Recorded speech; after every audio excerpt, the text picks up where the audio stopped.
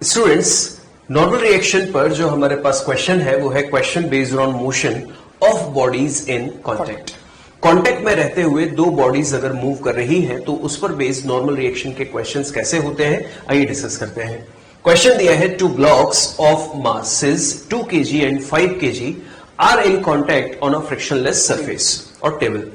A horizontal force F is equal to 35 Newton is applied to small m, जिसकी value question में 2 kg दी है, यानी कि इस बॉडी पर हमने फोर्स अप्लाई किया है एज शोन। आगे बोला जा रहा है find the force of contact between the blocks. बच्चों, इस क्वेश्चन को समझने के पहले कॉन्सेप्ट्स क्लियर कर लेने चाहिए। सबसे पहली चीज कि यहां पर जो क्वेश्चन में सरफेस दी है वो कैसी दी गई है, स्मूथ। और क्वेश्चन में बोला गया है कि 35 न्यूटन जो है वो हम लोगों ने फोर्स लगाया है, और आप देख पा रहे हैं कि ये फोर्स कैसा है, पुशिंग। इसका अपना एक रीजन है। देखिए, बिकॉज ऑफ दिस फोर्स ये दोनों बॉडीज कांटेक्ट में रहते हुए आगे की तरफ एक्सेलरेट होगी। इमेजिन कीजिए, मैंने बोला कि इस पर जो इस तरह के क्वेश्चन में जो नेट फोर्स होना चाहिए वो पुशिंग होना चाहिए, क्योंकि जब हम लोग पुशिंग फोर्स लगाएंगे तो ही ये दोनों ब्लॉक कांटेक्ट में रखते हुए साथ में चलेंगे। क्योंकि अगर मैंने मान लीजिए 2 kg पे पुल करने वाला फोर्स लगा दिया होता तो 2 kg मेरे फोर्स की वजह से आगे आ जाता, 5 kg वहीं की वहीं रुका रहता। तो इसका मतलब यह हुआ कि इस तरह के क्वेश्चन में जो नेट फोर्स हम लोग ऑब्जर्व करेंगे वो कैसे होंगे, पुशेज। बच्चों, एक चीज और आंसर दीजिए कि 2 kg पे मैंने 35 न्यूटन का फोर्स लगाया है, तो मैं एग्री करता हूं कि 35 न्यूटन 2 kg किसकी वजह से चला, 35 न्यूटन की वजह से। तो बच्चों, 5 kg पे तो 35 न्यूटन वर्क ही नहीं कर रहा है, तो फिर 5 kg को किसने चलाया है, ये एक क्वेश्चन होता है जो बच्चे जनरली पूछते हैं। That is a normal force. बिल्कुल। तो 2 kg और 5 kg यहां पर आप देख रहे हैं कांटेक्ट में है, एंड बिकॉज ऑफ कांटेक्ट ये दोनों एक दूसरे पे क्या लगा रहे हैं, नॉर्मल। तो 5 kg जो चल रहा है वो बिकॉज ऑफ नॉर्मल रिएक्शन वो आगे की तरफ उसको मूव करा रहा है। तो बच्चों, बढ़ते हैं, इस क्वेश्चन को सॉल्व करते हैं। कैसे क्या करना है बच्चों, ऐसे क्वेश्चन को सॉल्व करने के लिए या अब से जो हमारे पास क्वेश्चंस आएंगे उनको सॉल्व करने के लिए हम बात करेंगे free body diagram. Free body diagram एक हेल्पिंग टूल है जिसकी हेल्प से क्वेश्चंस बड़े आसान हो जाते हैं, और अगर आपने फ्री बॉडी डायग्राम सही तरह से बना लिया है तो मानकर चलिए क्वेश्चन का आधे से ज्यादा पार्ट हम लोग सॉल्व कर चुके हैं। तो देखिए, फ्री बॉडी डायग्राम्स होते क्या है। फ्री बॉडी डायग्राम में हम लोग क्वेश्चन में जिस पर्टिकुलर बॉडी को कंसीडर कर रहे हैं, जैसे कि मान लीजिए मैंने कंसीडर किया 2 kg और यहां पर मैंने कंसीडर किया 5 kg।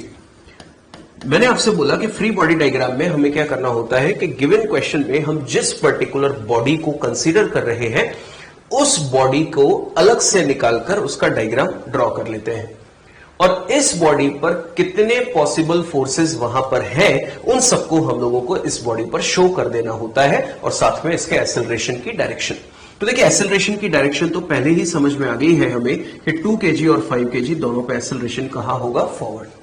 तो जैसा मैंने बोला कि जो पर्टिकुलर बॉडी हम सॉल्व कर रहे हैं उसको अलग से निकालकर उस पर सभी फोर्सेस मार्क कर लीजिए। तो बच्चों बताइए कि 2 kg पर टोटल फोर्सेस कितने हैं। स्टार्ट करते हैं हम लोग। Total number of forces are 4। तो अगर आगे की तरफ इस पर देखें तो कौन सा फोर्स लग रहा है, 35 न्यूटन, जो कि क्वेश्चन में गिवन है। बच्चों, इस पे अर्थ एक फोर्स लगा रही होगी, कौन सा, mg, जिसकी वैल्यू होगी 20 न्यूटन। तो यहां मैं लिख देता हूं mg। इसके बाद अगर हम लोग बात करें तो ऑब्जर्व कीजिए कि ये 2 kg और ये सरफेस आपस में कांटेक्ट में है, तो ये सरफेस अगर हॉरिजॉन्टल है तो इस पर नॉर्मल रिएक्शन कैसा लगाएगी, सरफेस के परपेंडिकुलर यानी कि वर्टिकल, यानी कि नॉर्मल रिएक्शन यहां लग रहा होगा कुछ इस तरह से, जिसको मैंने मार्क कर दिया N1। बच्चों, एक फोर्स और है जो इस पर लग रहा है, जैसा हम लोग बात कर चुके हैं कि ये दोनों भी आपस में कांटेक्ट में है। तो बच्चों, अगर इन दोनों के बीच में कांटेक्ट है तो कांटेक्ट कैसा है, वर्टिकल सरफेसेस में, तो नॉर्मल रिएक्शन कैसा लगेगा, वर्टिकल सरफेस के परपेंडिकुलर। तो इसका मतलब 2 kg और 5 kg आपस में फोर्स लगा रहे हैं, और वो भी क्या है, normal reaction because of contact. बच्चों, सोच के देखिए कि 5 kg आगे की तरफ चल रहा है, किसकी वजह से, कांटेक्ट होने की वजह से, नॉर्मल रिएक्शन की वजह से। तो 2 kg 5 kg को आगे पुश कर रहा है, तो 5 kg 2 kg को कहां पुश करेगा, पीछे, because to every action there is an equal and opposite reaction. तो ऑब्जर्व कीजिए कि 2 और 5 के बीच में नॉर्मल रिएक्शन लग रहा है, और इस बार मैं उसको स्मॉल f से डिनोट कर रहा हूं, और मैंने इसका कारण यह रखा कि हम लोग n ऑलरेडी यूज कर चुके हैं, तो अननेसेसरी बहुत सारे n में कंफ्यूजन ना हो जाए इसलिए हमने f से डिनोट कर दिया। ये अपनी चॉइस है, अपने को तो आंसर में मैग्नीट्यूड निकालना है। अब बच्चों देखिए 5 kg पर बात करते हैं। तो 35 न्यूटन 5 केजी पर काम नहीं कर रहा है बिकॉज उस पर वो डायरेक्टली काम नहीं किया है। तो देखिए 5 केजी पर अर्थ ने जो फोर्स लगाया वो होगा mg, कैपिटल mg, जो कि इसका मास का डिनोट हमने किया है कैपिटल M से। यहां भी कांटेक्ट है तो ये सरफेस 5 केजी पे भी नॉर्मल लगा रही होगी। ये मैंने n1 रख दिया तो इसको मैं बोल देता हूं n2। अब 35 तो इस पर लग ही नहीं रहा है तो फिर ये आगे क्यों चल रहा है, तो बात पहले ही हो चुकी है कि 5 ने 2 पे नॉर्मल लगाया पीछे, तो 2 भी 5 पे नॉर्मल लगाएगा आगे। तो ऑब्जर्व कीजिए 5 केजी आगे जा रहा है, उसका रीजन हमें पता चल चुका है। तो देखिए हम लोग इसका डिस्कशन रॉकेट प्रोपल्शन के पहले वाले सेक्शन में ही कर चुके हैं कि अब इक्वेशंस कैसे बनानी है। देखिए यहां पर इक्वेशन होगी F net is equal to ma, और यहां भी वही equation F net is equal to ma। बच्चों बताइए कि अगर आगे की तरफ एक्सेलरेशन है तो इसका मतलब हुआ वर्टिकल रेस्ट है, और वर्टिकल रेस्ट है मतलब वर्टिकल फोर्सेस आपस में एक दूसरे को बैलेंस कर रहे हैं। तो देखिए बच्चों आसान हो गया ना फ्री बॉडी डायग्राम से क्वेश्चन को सॉल्व करना। अब देखिए एक्सेलरेशन आगे है तो बताइए 35 और स्मॉल f में कौन डोमिनेट कर रहा होगा, ऑब्वियस सी बात है 35 है। तो हमारे पास इक्वेशन होगी greater force minus smaller force is equal to mass into acceleration, equation number first. इसी तरह से ऑब्जर्व कीजिए 5 केजी पे ये दोनों कैंसिल हो चुके हैं, तो अब जो फोर्स जिसकी वजह से ये एक्सेलरेट होगा वो कौन सा होगा, स्मॉल f, मास है 5 into acceleration, equation number second. अब बच्चों हमारे पास दो इक्वेशन है और दो ही अननोन है, स्मॉल f और a, तो दोनों को हम लोग सॉल्व कर सकते हैं with the help of substitution method या फिर एलिमिनेशन मेथड, जिसमें भी आप कंफर्टेबल हो। तो देखिए डायरेक्टली सॉल्व कर लेते हैं। अगर स्मॉल f की वैल्यू मैं यहां प्लेस कर दूं, कितनी होगी 5a। 5a को मैं माइनस का 5a मैं अगर इधर ले जाऊं तो ये 2a के साथ ऐड होके हो गया 7a। तो देखिए अगर मैं इसको यहां पर डायरेक्टली प्लेस कर दूं तो सॉल्व करने के बाद 35 इज इक्वल टू 7a, और एक्सेलरेशन कितना आ जाएगा 5 मीटर पर सेकेंड स्क्वायर। ये वैल्यू आ गई एक्सेलरेशन की। बिल्कुल। और जब एक्सेलरेशन आ गया तो अब हम लोग ये वैल्यू वापस से यहां प्लेस कर दें इस जगह पे, तो स्मॉल f आ गया 5 into 5 that is equal to 25 newton, the normal reaction acting between the blocks. बहुत अच्छा समझाया सर ने, उम्मीद है बेसिक कंसेप्ट पूरा क्लियर हो गया होगा।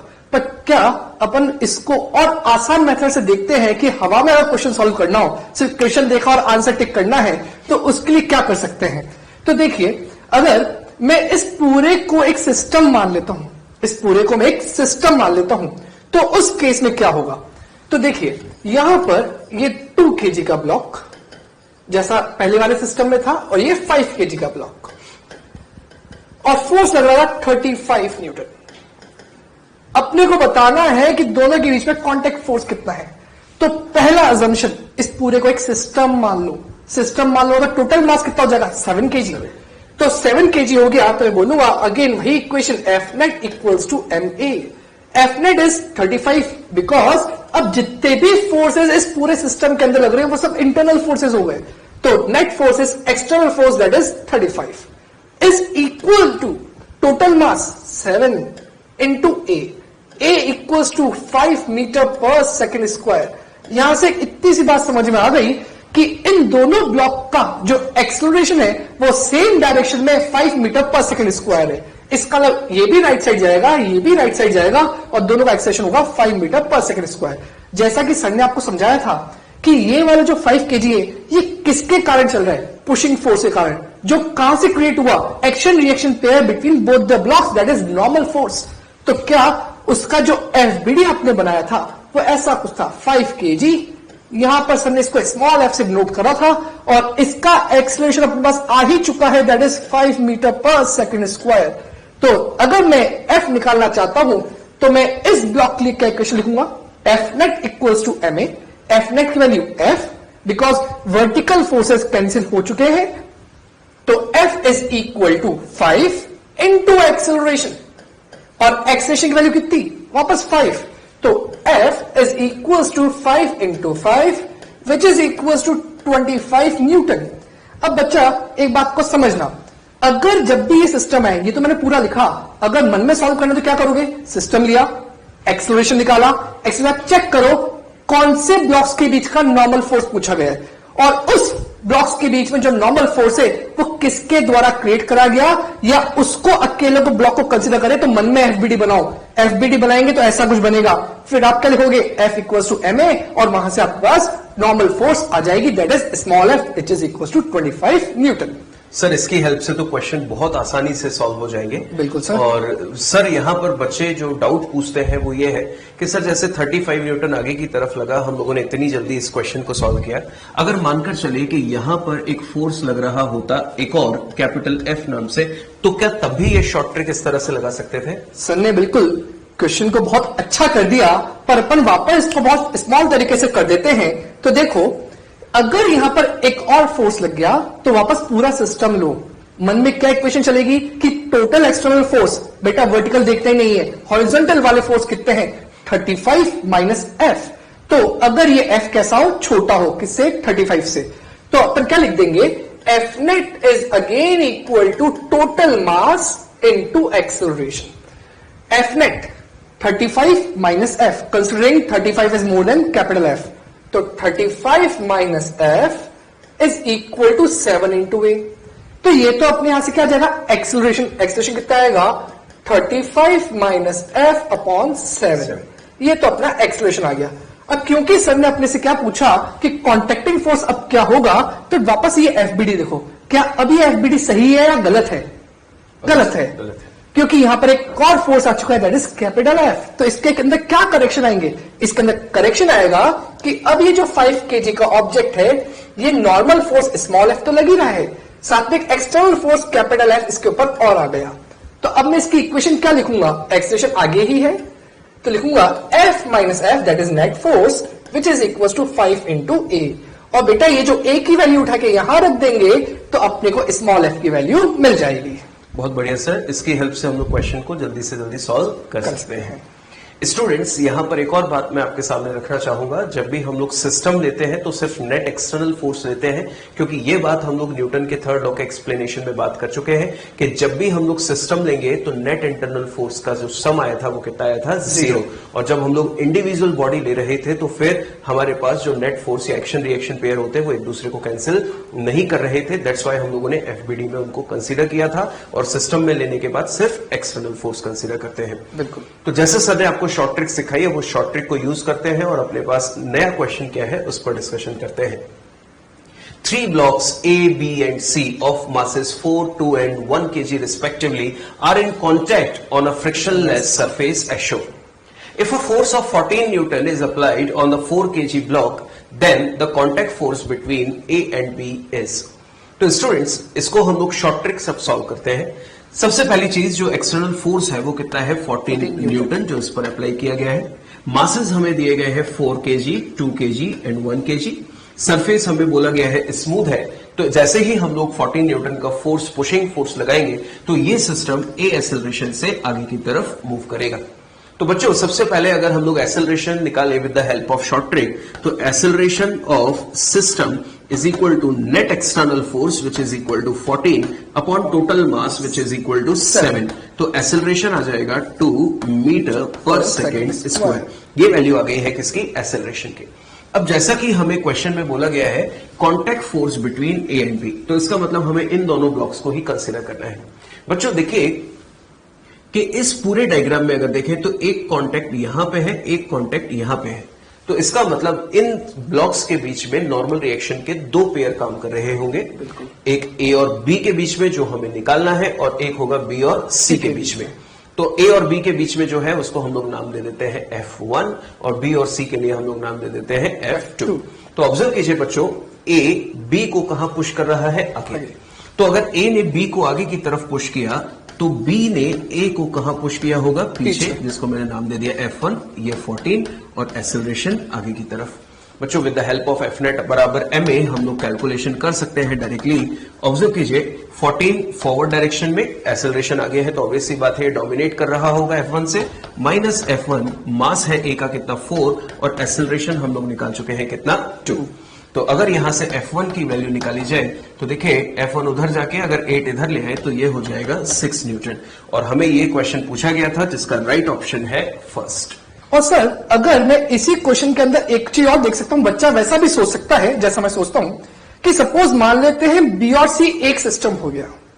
अब इस बार एक्सीलरेशन तो 2 मीटर पर सेकेंड स्क्वायर आ ही चुका है, तो मन में एक बात सोचना, बी और सी एक, ए अलग, तो क्या बी और सी पे पुशिंग फोर्स का लग रहा होगा आगे की तरफ, और इन दोनों का भी एक्सीलरेशन कितना होना चाहिए 2। इन दोनों का टोटल मास कितना है, इन दोनों का टोटल मास है कितना 3। तो इन दोनों का पे कैसा फोर्स हो ताकि एक्सीलरेशन अभी भी 2 हो जाए, तो क्या इन दोनों पे जो फोर्स लग रहा होगा that is pushing force is again F1। तो क्या वो F1 की वैल्यू होगी मास इनटू एक्सीलरेशन। इन दोनों का मास इज 3, एक्सीलरेशन 2, तो F1 की वैल्यू कितनी आ जाएगी 6। तो बेटा आपके पास बहुत सारे तरीके हो गए, आप आराम से किसी भी तरीके से सॉल्व करो, क्वेश्चन सॉल्व करना बहुत आसान हो जाएगा। Students, our next question is, two blocks A and B placed on a smooth horizontal surface. Two horizontal forces F and 2F are applied on both the blocks respectively as shown in figure. The block A does not slide on the block B, then find the normal reaction acting between the two blocks. बच्चों सबसे पहले इस question में जो define करके दिया है हम लोग उस पर बात करते हैं। लेट अस कंसीडर बच्चों ये ब्लॉक है A और ये ब्लॉक हम लोगों ने मार्क कर दिया है एज B। बच्चों हमें क्वेश्चन में यहां पर सिर्फ डायग्राम में थोड़ा सा समझाने के लिए गैप रखा गया है कि ये दो अलग अलग ब्लॉक्स हैं, अदरवाइज मानकर चलिए कि ये दोनों हमेशा कांटेक्ट में है। और जैसा कि क्वेश्चन में आप फोर्स देख रहे हैं, एक आगे लग रहा है और एक पीछे, बट नेट फोर्स अगर चेक करें तो कहां है बैकवर्ड्स, क्योंकि ये F है और ये कितना है 2F। तो बच्चों एक्सेलरेशन ऑफ दिस सिस्टम कहां होगा, पीछे की तरफ। तो सबसे पहले अगर हम लोगों ने शॉर्ट ट्रिक सीखी और वहां से अगर एक्सेलरेशन निकाल दे बच्चों, तो देखिए एक्सेलरेशन क्या होगा, नेट एक्सटर्नल फोर्स। बच्चों जल्दी से बताइए, ये 2F है बैकवर्ड और F है फॉरवर्ड, तो रिजल्टेंट कितना बचा F। और टोटल मास अगर देखें तो दोनों का मास M और M है, तो ये क्या हो गया 2M। बच्चों ये एक्सेलरेशन आ गया इस सिस्टम का। अब बच्चों हम लोगों ने जब नॉर्मल रिएक्शन कैलकुलेट करना है तो नॉर्मल रिएक्शन के लिए हमने अभी अभी सीखा था, ऑब्जर्व कीजिए कि ये सरफेस जब हॉरिजॉन्टल है तो नॉर्मल रिएक्शन कैसा होगा, वर्टिकल। सरफेस जब वर्टिकल थी तो नॉर्मल रिएक्शन कैसा था, हॉरिजॉन्टल। इस बार सरफेस इंक्लाइन है लाइक दिस, तो नॉर्मल रिएक्शन कुछ इस तरह से काम कर रहा होगा, क्योंकि ये कॉन्टेक्ट सरफेस के परपेंडिकुलर रखता है। तो बच्चों नॉर्मल रिएक्शन जब लग रहा होगा तो आप जानते हैं कि ए और बी के बीच में ये जो नॉर्मल रिएक्शन है, ए ने लगाया बी पे तो बी ने लगाया होगा ए पे, क्योंकि action has always equal and opposite reaction. तो हम ए और बी को अलग अलग सॉल्व क्यों करें, हम किसी भी एक ब्लॉक की हेल्प से सॉल्व कर लेते हैं, आंसर सेम आएगा। तो बच्चों अगर हम लोग ए ब्लॉक को कंसीडर कर ले तो ए ब्लॉक का कुछ डायग्राम ऐसा दिया हुआ है लाइक दिस। मैंने इसको आधा ही बना दिया, जैसे इस तरह से हम लोग मार्क कर लेते हैं ए ब्लॉक। तो बच्चों ए ब्लॉक पे फोर्स एक F इधर लग रहा है, एक्सेलरेशन इसका बैकवर्ड है, ये हम पता कर चुके हैं। और ऑब्जर्व कीजिए बच्चों नॉर्मल रिएक्शन, बी ने ए पे नॉर्मल रिएक्शन कुछ इस तरह से लगाया होगा और ए ने बी पे कहां लगाया होगा, नीचे। पर हम ए को कंसीडर कर रहे हैं, ए की हेल्प से ही आंसर निकल जाएगा, क्योंकि बी पे भी उतना ही एक्शन रिएक्शन मैग्नीट्यूड सेम होता है, तो सेम ही वैल्यू आएगी, इसलिए बी को हम लोग सॉल्व नहीं कर रहे हैं। तो बच्चों देखिए नॉर्मल रिएक्शन कुछ इस तरह से लग रहा है। अब देखकर बताइए बच्चों, जो नॉर्मल रिएक्शन है वो किसी एंगल पर काम कर रहा है, और अगर ये किसी एंगल पर काम कर रहा है तो क्यों ना इसके दो कंपोनेंट्स कर दिए जाए, और कंपोनेंट करने के लिए चाहिए हमें एंगल। तो बच्चों देखिए एंगल अगर यहां से कैलकुलेट करें तो चेक कीजिए, ये हमने इसको थोड़ा सा एक्सटेंड कर दिया पीछे की तरफ, सो दैट हमें एंगल की वैल्यू सही मिल जाए। देखिए ये 30 है, ये 90 है, तो ये कितना होगा 60। तो बच्चों ये वाला एंगल भी कितना हो जाएगा 60 डिग्री। और ये एंगल अगर 60 डिग्री है तो बच्चों यहां पर मैंने मार्क कर दिया 60 डिग्री। क्या हम इसके कंपोनेंट्स कर सकते हैं? बिल्कुल। तो बच्चों ये वाला जो कंपोनेंट होगा ये होगा n cos 60, cos 60 1/2, तो ये हो गया n/2। और बच्चों ये कंपोनेंट होगा n sin 60, और sin 60 √3/2, तो ये हो जाएगा √3n/2। पर बच्चों हम लोग वर्टिकल कंपोनेंट को यूज करना जरूरी नहीं समझते, क्योंकि सिस्टम का एक्सेलरेशन है हॉरिजॉन्टल, मतलब वर्टिकली ये रेस्ट पे है, और अगर वर्टिकल रेस्ट है तो हमें वर्टिकल फोर्सेस सभी बैलेंस्ड हैं, ये चीज ऑलरेडी पता है न्यूटन के फर्स्ट लॉ से। तो बच्चों अगर हम लोग सिर्फ हॉरिजॉन्टल एक्सेलरेशन की बात करें तो दो फोर्सेस हैं हॉरिजॉन्टली, F फोर्स आगे और n/2 पीछे। तो एक्सेलरेशन अगर बैकवर्ड है बच्चों तो कौन सा फोर्स डोमिनेटिंग होगा, n/2। तो यहां पर हम लोग वही इक्वेशन जो यूज करते आ रहे हैं, F नेट बराबर m। तो ये हो जाएगा n/2 minus F is equal to m, और एक्सेलरेशन कितना है F/2m। बच्चों m से m कैंसिल, यहां पर n/2 बच्चों ये -f उधर जाके +f हो जाएगा, तो f + f/2 कितना होगा? 3f/2। 2 से 2 कैंसिल, तो n की वैल्यू कितनी आ गई है? 3f, जो इस क्वेश्चन का सही आंसर है। और बच्चों इस क्वेश्चन में दो चीजें जो आपको ध्यान रखनी है, वो हमें क्या करनी है? सबसे पहले हम लोगों ने यहां पे बी ब्लॉक पे नॉर्मल क्यों शो नहीं किया? क्योंकि बी ने ए पे ऊपर नॉर्मल लगाया, तो ए ने बी पे नीचे लगाया। दोनों एक्शन रिएक्शन थे, तो किसी भी एक ब्लॉक से सॉल्व कर लो, आंसर सेम आएगा। दूसरा, हमने यहां पर वर्टिकल कंपोनेंट को कंसीडर क्यों नहीं किया? क्योंकि हॉरिजॉन्टल एसेलरेटेड सिस्टम था, यानी कि वर्टिकल रेस्ट था, तो हमें वर्टिकल फोर्सेस की जरूरत नहीं थी। तो आइए पढ़ते हैं नेक्स्ट क्वेश्चन की तरफ। Calculate acceleration of the system and n1 and n2। तो यहां पर जैसा आपको डायग्राम दे रखा है, आपको n1 n2 निकालना है और acceleration of the system. I think acceleration of the system निकालेगा तो अपन बहुत आसान तरीके देख ही चुके हैं। तो देखो, फर्स्ट पार्ट जब अपन सॉल्व करेंगे एक्सेलरेशन ऑफ द सिस्टम, तो यहां ध्यान देना ये दोनों फोर्सेस अभी हॉरिजॉन्टल नहीं है, तो आपको इनके कंपोनेंट्स करने होंगे। अगर इनके कंपोनेंट्स करेंगे तो इसका इधर कंपोनेंट कितना आएगा? 100 cos 37, and you know cos 37 is 4/5। इसका मतलब यहां से जो वैल्यू आएगी वो आएगी 80 न्यूटन, और दूसरा कंपोनेंट डाउनवर्ड होगा, वो होगा 100 sin 37, और sin 37 इज 3/5, तो वैल्यू आएगी 60 न्यूटन। सिमिलरली इस फोर्स से कंपोनेंट करते हैं, क्या इसका हॉरिजॉन्टल कंपोनेंट जो होगा वो होगा 60 cos 60, 13 and cos 60 is half. बिल्कुल सही सर। तो यहां पर आंसर आएगा 30 न्यूटन, और जो डाउनवर्ड कंपोनेंट आएगा वो आएगा 60 sin 60, which is equal to 30√3, because sin 60 is √3/2। अब बच्चों एक बात सोचो, ये जो दोनों वर्टिकल फोर्सेस है, ये तो नीचे पुश कर रहे हैं, और संडे जैसा कहा था नॉर्मल फोर्सेस सेल्फ एडजस्टेबल। इसका मतलब जैसे ही वो पुश करेंगे, नॉर्मल फोर्स जो ऊपर होगी वो बढ़ जाएगी, तो ये वर्टिकल डायरेक्शन में तो बैलेंस रहेगा। सिर्फ ये हॉरिजॉन्टल डायरेक्शन के अंदर ही वर्क करेगा, मतलब नेट फोर्स हॉरिजॉन्टल डायरेक्शन में ही होगी। तो उसके लिए अपने क्या निकालना पड़ेगा? Acceleration of the system. तो एक्सेलरेशन कैसे निकालेंगे? Acceleration in horizontal direction is F net in horizontal direction, H का मतलब horizontal, upon total mass. F net कौन सा?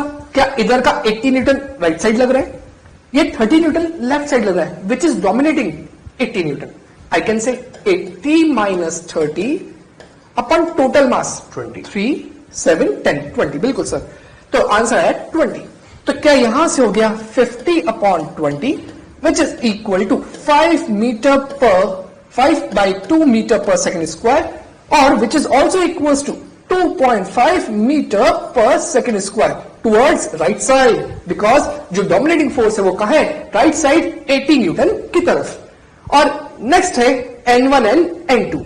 अगर मैं n1 और n2 की बात करता हूं, तो वापस एक ही चीज सोचो, मन में करना है तो आप उन ब्लॉक्स को कंसीडर करो जिसपे n1 अकेला लग रहा है और n2 किसी और पे अकेला लग रहा है।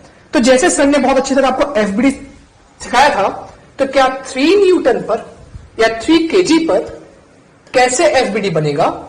यहां लग रहा होगा 80, इस बार बेटा मैं डायरेक्टली 80 लिख रहा हूं।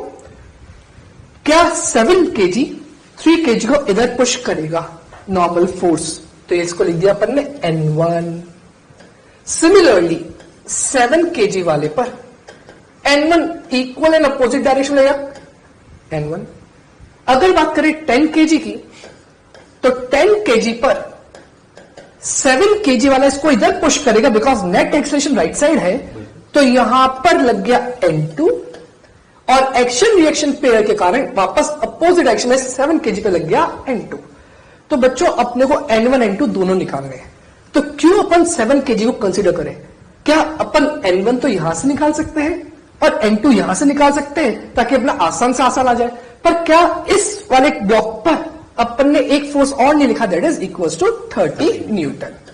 तो देखो मैं क्या लिख रहा हूं, यहां पर इनका एक्सेलरेशन कितना था? a बराबर 5/2 या फिर 2.5 मीटर पर सेकेंड स्क्वायर।